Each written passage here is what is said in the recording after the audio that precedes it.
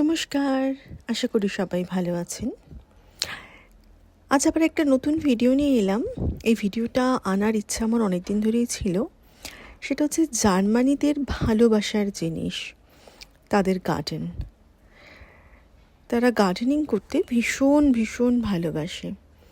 তাই আজকে আমি নিয়ে এলাম একটা তারই ভিডিও।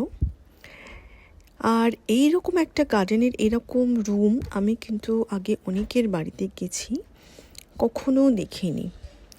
দেখুন, এখানে কিচেন থেকে শুরু করে এত সুন্দর এত বড় একটা রুম আর এত বড় গার্ডেন। আর এখানে এরা কি চাষ করেছে আর কি করেনি, ইন্ডিয়া থেকে কুমড়োর বীজ এনে, টমেটো এনে, সব কিছু এনে, লঙ্কা এনে এনে লাগিয়েছে।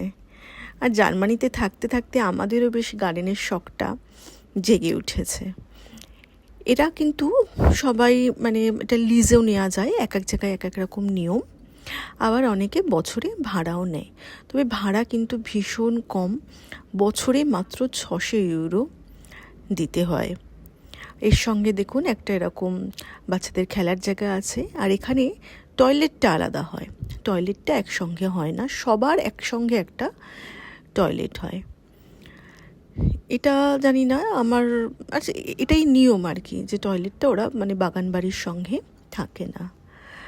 আবার লঙ্কার গাছও লাগিয়েছে। তো এদের এখানে এসে আমার মনটা পুরো ভরে গেল। আর এরা শখের মতো করে সব সাজিয়েছে।